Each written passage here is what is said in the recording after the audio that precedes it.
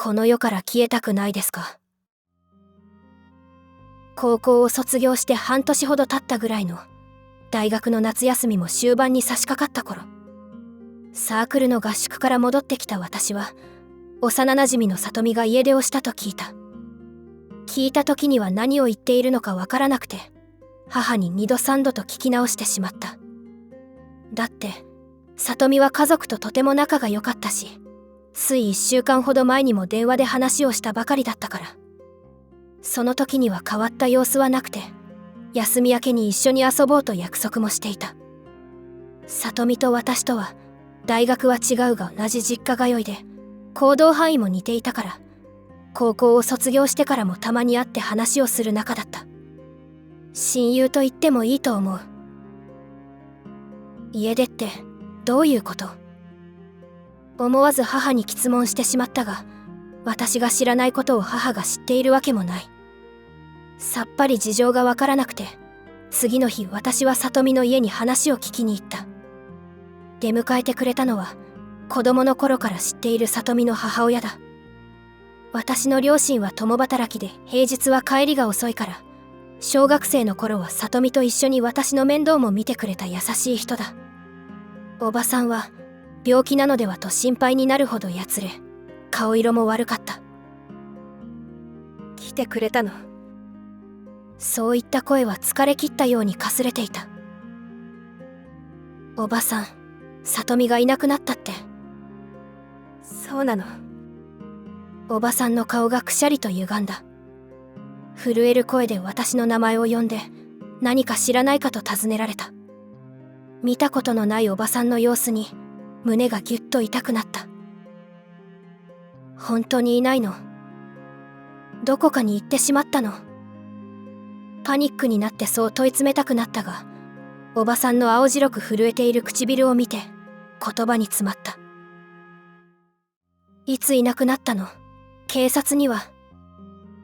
私の問いかけにおばさんは力なく首を振る。警察は家出じゃないのかって。そんなスマホとかお財布とかは？里美は3日前の夜から家に戻ってきていないようだ。スマホも財布も運転免許証なども持ったまま。警察は貴重品を持って出たなら事件性は薄いと考えているようだ。里美が家出なんてするはずがない。おばさんがいくらそう言っても家族に心配をかけまいとしたのだろう。様子を見ましょうと人事のように言われ、家に帰されたそうだ。あんまりだ。私はその日から里美を探した。友人たち皆に電話をかけ、もちろん彼女のスマホにも何度も連絡を入れた。もし本当に事情があって里美の意思でいなくなったのなら、大騒ぎしたら戻りづらくなるのではとためらう気持ちもあったが、やはりそれよりも心配が先に立った。どこに行ったの？何があったの？日を追うごとに不安が増し、いても立ってもいられなくなる。SNS でも呼びかけて情報を集めた。里美の行動範囲にあるドライブレコーダーのデータを頭を下げて見せてもらったりもした。だが全く手がかりがないまま日数だけが過ぎていった。やがて里美のスマートフォンの電源が切られたか、充電切れかでコール音もしなくなった。まるで彼女が完全にこの世から姿を消したようだった。何も事情がわからないまま日数だけが過ぎた。私も一緒に探していた友人たちもずっとそればかりに関わっているわけにはいかない。おばさんはもういいよと言ってくれるが、私はまだ諦めたくなかった。とはいえ日々の生活に追われていると、里美を探すことだけに時間を費やすわけにはいかない。私は理系の大学に通っていて、講義数も多いし提出物も多い。日を追うごとに里美を探す時間を取りづらくなり、ああ今日も何もできなかったと自己嫌悪に見舞われる日が続いた。そんなある日、SNS に一通の連絡が届いた。知らないアドレスからだった。最初は里美に関係することだとは思わず、知らないアドレスなので迷惑メールかスパムだろうとスルーしようとした。それが里美について書いた投稿からのレスだと気づいたのは削除する寸前だ。ドキリと心臓が大きくなった。これまでも迷惑メールや冷やかしの情報は多々あった。だが見ないうちから何か違うものを感じた。私は少しためらってからスマホをタップした。映し出されたのはテキストではなく一枚の画像だった。女性の手が白い紙を持っている。チラシ。手で持ちながら撮影したのだろう。まっすぐではなく斜めになっていて、しかもピントが合っていない。私は思わず目をしばたかせた。紙を持っている女性の手が若干透けているように見えたのだ。最初は気のせいだと思った。疲れているのかと。だが何度見ても光の加減などではなく、その手は奇妙に半透明だった。まるで写真を合成して透過をかけているかのようだ。後ろの机が、いや、持っている紙の指で隠れている部分まで見えるのだ。合成にしても凝っている。どうしてこんな写真を送ってきたのだろう。私は不思議に思いながら、その紙に何が書かれているのか目を凝らした。白い紙は透けてはいない。だが、ピントが合っていないのだ。拡大表示しても、細かいところは読み取れない。太文字の部分は何とか読み取れるが、この世から消えたくないですか？冗談でしょ。行方不明の友人を探す書き込みに、こんな写真を送ってくるなど、バカにしている。猛烈に腹が立ち、写真を拡大したまま削除しようとして、指が止まった。拡大した画面の隅に、見覚えのあるものがあった気がしたのだ。私は慌てて画像を元のサイズに戻した。そして、今度はチラシではなく、それを拡大した。茶色のテーブルに置かれた小さな丸い石を連ねたストラップ。私は自分の持っているものを探してきて見比べてみた。どういうこと？一緒に旅行に行った時に買ったパワーストーンのストラップだ。確か里美はお気に入りのポーチにつけていた。もしかしてこの手は里美。そう思って透けているその手をまじまじと見る。だが手だけで誰か判別できるような特徴はない。この世から消えたくないですか？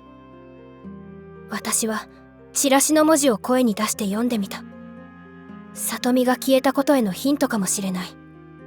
彼女は消えたいと思っていたのだろうか。いや、そんなはずはない。散々調べたが、大学での友人付き合いに問題はなく、家庭内でも揉め事はなかった。そもそも彼氏もいないので、恋愛関係のいざこざでもない。好きな人ができたとかなら、絶対に私に話すはずだし。だが、里美は消えたのだ。私は理由もよくわからないまま、じっとその画像を見つめ続けた。妙に心臓の鼓動が大きく、ドクドクと脈打って聞こえた。その日から毎日、画像が送られてきた。それだけでも不安を覚えるのに、送られてくるたびに女性の手が薄くなっていく。5枚目になるともう、気のせいどころではなく完全に透けていて、奇妙に髪が浮いているようにしか見えなくなった。私はそのことを誰にも相談できずにいた。理由はわからない。あまりにも現実離れした荒唐無稽な画像にしか見えないからだろうか。きっといたずらだとそう思いたかったのかもしれない。いたずらでないならなんだ。本当に人間がその服ごと透けていくなどありえない。毎日透けていくその画像には常に里美のストラップも映っている。その頃になると透けていく手が里美のものにしか見えなくなっていた。だが無意識のうちにそうは考えないようにしていた。ストラップもよく似た別のものだろうと。画像が送られてくる頻度が1日に複数枚になってきた。同じ構図の徐々に透けてくる手の画像は最後の方には紙だけしか見えなくなった。それだけではない。じっと見ていると声が聞こえる。動画ではないのに紙が動いているようにさえ見える。声は私の名前を呼んでいる。時折助けてと言っているように聞こえる。いや、画像に音声が添付されているわけがない。何かあったの？ある朝、母にそう尋ねられた。私は幾分ぼんやりしながら、何がと聞き返した。最近元気ないから。さとみちゃんのこと。なんでもないよ。私はその時までさとみのことを全く考えていない自分に気づいていなかった。行方不明の親友のことが心配でならないはずなのに、いつの間にか今朝も昨晩もおそらくその前の日も思い悩んでいるのはさとみのことではなかった。なんでもない。私はその事実に衝撃を受けながらはっきりと否定した。その瞬間に忘れようと思った。握りしめていたスマホを操作して問題の画像が送られてくるアドレスをブロックする。こんな趣味の悪いいたずらに付き合うなど馬鹿げている。そんなことにすら気づかなかったのはやはり精神的に不安定になっていたのだろう。出勤する母を見送った。不気味なアドレスをブロックした安心感というか解放感に似た感覚で数日ぶりに透けていく手のことから意識が離れた。今日は大学が休みだからさとみの家に行こう。彼女はスマホ以外にもタブレットとノートパソコンを持っていた。前にも一度調べさせてもらったが、もっと時間をかけてじっくり見てみよう。そんなことを考えながら朝食を食べ終え、後片付けをする。洗い物をしていると玄関のドアフォンが鳴った。宅配便だった。私は特に何の気もせず受け取りに出た。うちは両親が共働きなので日用品の多くは宅配便で頼んでいる。だから宅配業者が来るのも珍しいことではなかった。だが普段は大きな段ボールで届くのに今回は小さな箱だ。そのことにわずかな違和感を覚えつつもいつも通りに受け取ってリビングまで戻った。本当に何も気づいていなかった。その小さな箱に貼られた送り状には私とさとみの名前が書かれていた。それに気づいたのは箱をテーブルの上に置いてからだ。さとみ。気づいたのはまずは名前、そして次に筆跡。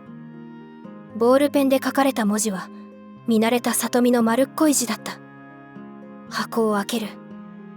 緩衝材としてぎゅうぎゅうに紙が詰めてある。その詰め方も彼女の癖だ。ふわりと入れるのだと言い合いをしたことを思い出してじわりと視界が潤む。無事だったのか、少なくとも荷造りができる程度には。もしかすると不慮の事故などで動けない状態なのかもしれないと皆が心配していたのだ。さとみ。私は友人の名前をつぶやきながら詰まった紙を箱から引っ張り出した。ありえない詰め方をされた紙は結構な力をかけなければ取り出せず、一気に引くとごっそりと紙の塊が箱から外れた。ゴロンと硬いものが転がった。スマホだ。それがさとみのものだと察したのと同じタイミングで丸められた緩衝材の紙に黒い文字が印刷されていることにも気づいた。私の目はスマホよりもその紙に注視して離れなかった。なんで。ほんの少し歪んで見えるその文字一つで何が書かれているのか分かってしまった。この世から消えたくないですか。くぐもった悲鳴が両手で押さえた唇からこぼれた。なぜ私が大急ぎでそれを処分しようとしたのかわからない。それは大事な物証で里美を探すための手がかりになるはずのものだった。詰められた紙だけではない送り状や使い古した段ボール。調べてみる価値は十分にあったのに。ちょうどその日は燃えるゴミの日で母にゴミ出しを頼まれていた。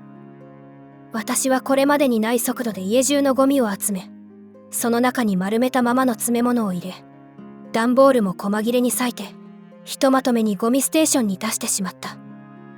私の手元に残ったのは、里美のものと思われるスマートフォンだけだった。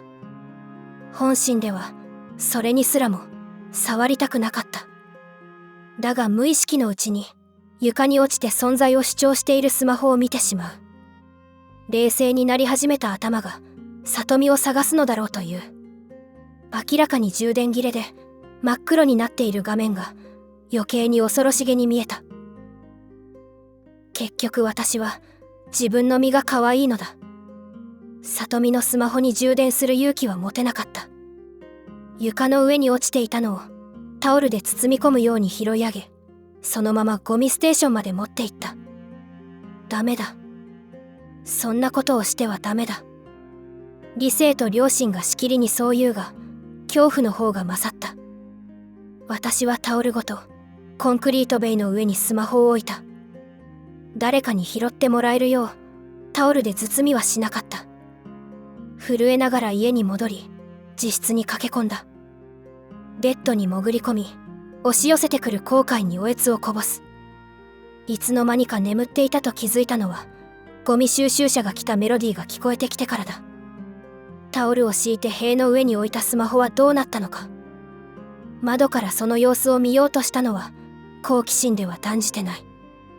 カーテンの隙間から、作業員がゴミを集めて収集車に詰め込む姿が見えた。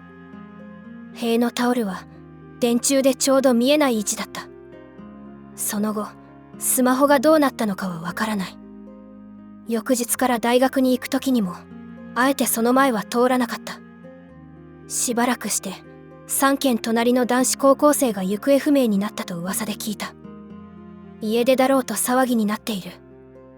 男子高校生の家は、ゴミステーションの真向かいだ。私は、あのスマホが原因じゃないかと思っている。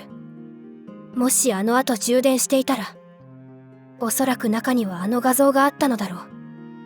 手放さなければ、きっと行方不明になったのは、私だった。